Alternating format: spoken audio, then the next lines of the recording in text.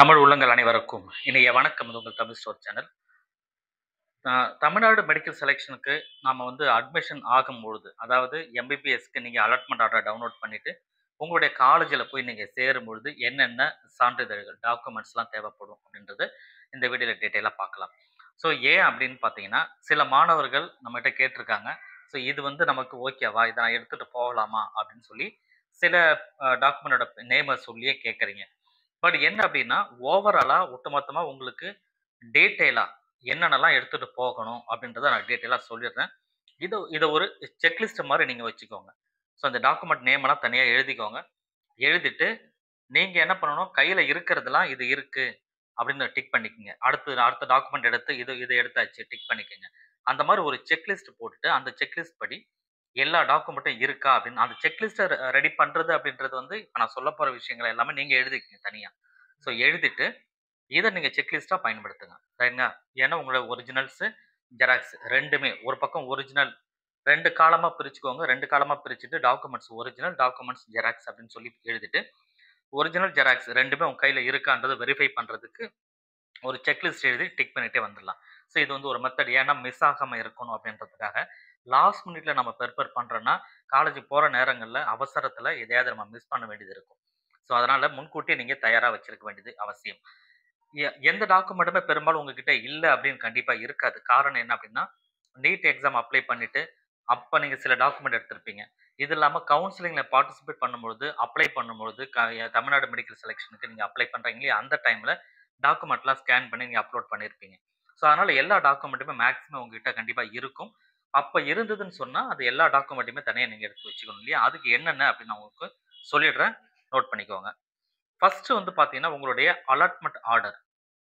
ஏன்னா, உங்களுக்கு காலேஜ்ல சீட் கிடைச்சதுன்னு சொன்னா, நீங்க என்ன பண்ணியிருப்பீங்க, ஆன்லைன்ல ஃபீஸ கட்டிட்டு உங்களுடைய அலாட்மெண்ட் ஆர்டர டவுன்லோட் பண்ணியிருப்பீங்க. அந்த அலாட்மெண்ட் எந்த காலேஜுக்கு அலாட்மெண்ட் ஆர்டர் வந்ததோ, அந்த அலாட்மெண்ட் ஆர்டர டவுன்லோட் பண்றீங்க இல்லையா? அதுவே தான் ஒரிஜினலும் அதான், ஜெராக்ஸும் அதான். சரிங்களா? இப்போ ஜெராக்ஸ் எத்தன காப்பி நம்ம எடுத்து வைக்கணும் அப்படின்னு பார்த்தீங்கன்னா, குறைந்தது 5 காப்பி. குறைந்தது நான் சொல்றது. நீங்க அதிகபட்சம் உங்களால வந்து 8 காப்பியோ, 10 காப்பி எடுத்து வச்சாலுமே நல்லது தான். ஏன்னா, உங்கள ஒரிஜினலா கொண்டு போய் நீங்க ஹாஸ்பிட்டல் அதாவது உங்களுடைய காலேஜ்ல குடுத்துருவீங்க. ஸோ காலேஜ்ல குடுத்ததுக்கு அப்புறம் ஒரிஜினல் கையில இருக்காது இல்லையா? அதனால ஜெராக்ஸ் கூடுதலா எடுத்து வச்சுக்கிறது ரொம்பவே நல்லது. அதனால உங்களுடைய அலாட்மெண்ட் ஆர்டர கையில எடுத்து வச்சுக்கங்க. ஒரு பிரிண்ட் அவுட் ஒரிஜினல் நீங்க எடுக்குறீங்க. அதுதான் ஒரிஜினலு. அதே நீங்க 10 பிரிண்டா எடுத்தாலும் சரி, அல்லது அதே நீங்க ஜெராக்ஸா போட்டாலும் சரி. இப்ப நான் சொல்லப்போற எல்லா டாக்குமெண்ட்டுமே குறைந்தது 5 காப்பி வச்சுக்கங்க. அதிகபட்சம் 8லிருந்து 10 காப்பி கூட நீங்க கையில வச்சிருக்கலாம். சேஃபர் சைட் அப்படின்னு சொல்றது. ஸோ அப்ப என்ன பண்றீங்க? அலாட்மெண்ட் ஆர்டர் எடுத்துக்கிறீங்க. அதுக்கப்புறம் நீட்டுடைய அட்மிட் கார்டு. ஸோ உங்களுடைய ஹால் டிக்கெட் வந்திருக்கும். நீட் எக்ஸாம் எழுதும்போது உங்களோட அட்மிட் கார்டு அது. ஸோ நீட்டுடைய ஸ்கோர் கார்டு உங்க ரிசல்ட் வந்திருக்கும். கண்டிப்பா அந்த ஸ்கோர் கார்டு டவுன்லோட் பண்ணி வச்சிருப்பீங்க. இது எல்லாமே நீங்க ஆன்லைன்ல வெப்சைட்ல போய் டவுன்லோட் பண்ணும்பொழுது, டவுன்லோட் பண்ற காப்பி தான் இங்க ஒரிஜினல். டிஜிட்டல் சைன்ல தான் இருக்கும் அது. ரைட்டுங்களா? அதனால அது வந்து இஷ்யூ கிடையாது. அது வந்து அக்செப்டபிள். அதனால அது எல்லாமே ஒரிஜினலா கன்சிடர் பண்ணிப்பாங்க. ஒரிஜினலா எடுத்து வச்சுக்கிட்டு, அது எல்லாமே ஜெராக்ஸும் ஒரு 5, 5 காப்பியோ, 8, 8 காப்பியோ எடுத்து வச்சுக்கிறது ரொம்பவே நல்லது. ஏன்னா காலேஜ்ல சப்மிட் பண்றதுக்கு நீங்க 5 காப்பி கிட்ட குடுக்க வேண்டியது இருக்கும். ரைட்டுங்களா? அதனால தான் அந்த ஒரிஜினல் இல்லாத எக்ஸ்ட்ரா நீங்க 5, 5 காப்பி குடுக்குற மாரி இருக்கும். அதனால எடுத்து வச்சுக்கோங்க. தனித்தனி செட்டா எடுத்து வச்சுக்கங்க. அடுத்து 10த் மார்க் ஷீட், 12த் மார்க் ஷீட், 11த் மார்க் ஷீட் இருந்தது பப்ளிக் எக்ஸாம் எழுதியிருந்தீங்கன்னா, அதையும் கையில எடுத்துக்கங்க. ஆ எல்லாமே வந்து பார்த்தீங்கன்னா, ஜெராக்ஸ்ன்னு எடுக்கும்போது 11த் மார்க் ஷீட்டோ, 12த் மார்க் ஷீட்டோ ஜெராக்ஸ் எடுக்குறீங்கன்னா, அந்த ஜெராக்ஸ் என்ன ஒரிஜினல்ல பிரச்சனை கிடையாது. ஒரிஜினல் தான் அங்கலாம் நீங்க குடுக்கணும். சர்டிஃபிகேட் வெரிஃபை பண்ணிட்டு, நீங்க காலேஜ்ல அட்மிஷன் ஆகும் உங்களோட ஒரிஜினல தான் வாங்கி வைப்பாங்க. ரைட்டுங்களா? அதனால ஒரிஜினல் கண்டிப்பா எடுத்துட்டு போகணும். இது எல்லாமே ஒரிஜினல் தான். இது வந்து அந்த சர்டிஃபிகேட்டோட பேக் சைட்ல ஒரு பிரிண்ட் இருக்கும். ஒரு சீல் போட்டு வச்சிருப்பாங்க இல்லையா? அதனால 2 பக்கமும் அத நீங்க ஜெராக்ஸ் எடுத்து வைக்கணும். ஜெராக்ஸ் எடுக்கும்போது. ஸோ ஒரிஜினலுக்கு இஷ்யூ கிடையாது. ஸோ 5, 5 காப்பி மினிமம், மேக்ஸிமம் உங்க உங்க விருப்பத்துக்கு தகுந்த மாரி எடுத்து வச்சுக்கோங்க. அடுத்து கம்யூனிட்டி சர்டிஃபிகேட். கம்யூனிட்டி சர்டிஃபிகேட் அந்த ரிசர்வேஷன் ஸ்டூடண்ட் யாரோ அவங்க எல்லாருக்குமே தேவைப்படும். ஓசி கேண்டிடேட் தவிர BC, MBC, SC, SCA, ST, BCM எல்லா கேட்டகரியிலுமே வந்து அந்தந்த ரெஸ்பெக்டிவ் கேட்டகரிக்கு தகுந்த மாரி உங்களோட சர்டிஃபிகேட் கண்டிப்பா ஒண்ணு இருக்கும். அந்த சர்டிஃபிகேட் கையில நீங்க எடுத்து வச்சுக்கோங்க. Original plus xerox. அதுக்கப்புறம் ட்ரான்ஸ்ஃபர் சர்டிஃபிகேட் டிசி உங்களோட ஒரிஜினல் எடுத்து வச்சுக்கங்க. பிளஸ் ஜெராக்ஸ் 2 பக்கம் இருந்ததுன்னா 2 பக்கம் போட்டு தனியா வச்சுக்கோங்க. எலிஜிபிலிட்டி சர்டிஃபிகேட் அப்படின்னு ஒண்ணு இருக்கும். இந்த எலிஜிபிலிட்டி அப்படின்னு சொல்றது தமிழ்நாடு ஸ்டேட் போர்ட்ல படித்த மாணவர்களுக்கு தேவைப்படாது. அதர் ஸ்டேட்ல ஸ்டேட் போர்ட் மாணவர்கள் ஐசிஐல இதுல படித்த மாணவர்கள் யாருக்குமே அது தேவைப்படாது. நீங்க அது தமிழ்நாட்டுல படித்த மாணவர்களுக்கு தேவையில்ல. அதர் ஸ்டேட்ல படித்த மாணவர்களுக்கு எலிஜிபிலிட்டி சர்டிஃபிகேட் அப்படின்றது ஒண்ணு தேவைப்படும். அதேபோல மைக்ரேட் அந்த மைக்ரேஷன் சர்டிஃபிகேட் யாருக்காவது இருந்ததுன்னு சொன்னா, அதையுமே நீங்க ஒரிஜினல் பிளஸ் ஜெராக்ஸ் எடுத்து வச்சுக்கோங்க. அதுக்கப்புறம் நேட்டிவிட்டி சர்டிஃபிகேட். தமிழ்நாடு ஸ்டூடண்ட்க்கு கண்டிப்பா நேட்டிவிட்டி சர்டிஃபிகேட் வேணும். அந்த nativity certificate original plus xerox எடுத்து வச்சுக்கோங்க.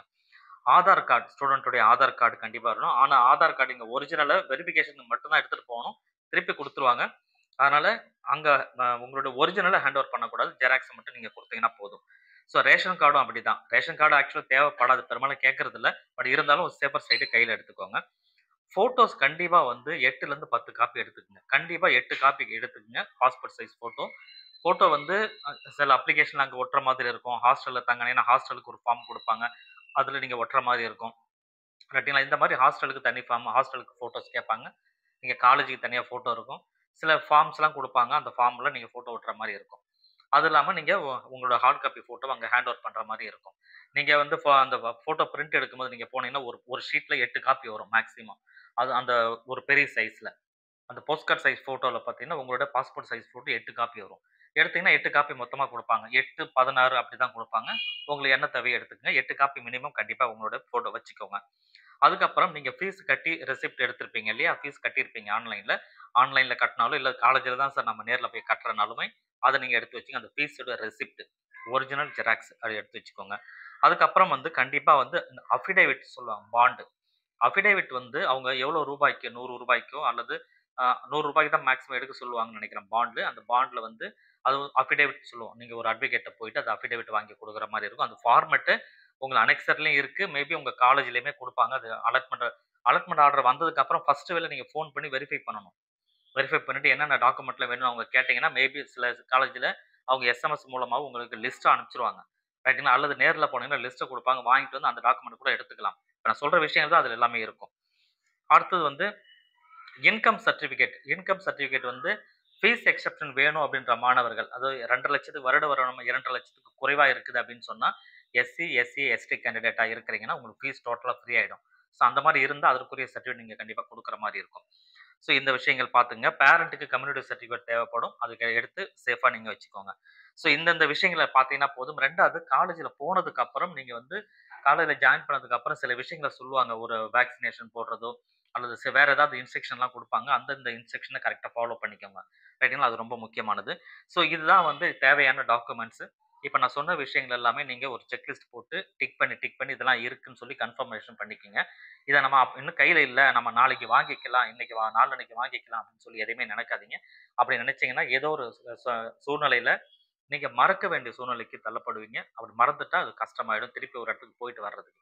லோக்கலா இருந்தா பிரச்சனை இல்ல. வெளியில போய் நீங்க வந்து ஆ ஹாஸ்டலுக்கு போயிட்டு வரணும், அல்லது காலேஜுக்கு போயிட்டு வரணும், பஸ் ஏறி போயிட்டு வரணும். இந்த மாரி சூழ்நிலைகள்லாம் இருந்ததுன்னு சொன்னா, அது ரொம்ப கஷ்டமா இருக்கும். இந்த மாரி விஷயங்கள கரெக்ட்டா ஃபாலோ பண்ணிக்கோங்க. ஸோ இந்த வீடியோ உங்களுக்கு யூஸ்ஃபுல்லா இருந்ததுன்னு சொன்னா, மறக்காம இந்த வீடியோக்கு லைக் குடுத்துக்கங்க. அடுத்த வீடியோல நம்ம சந்திக்கலாம். Thank you.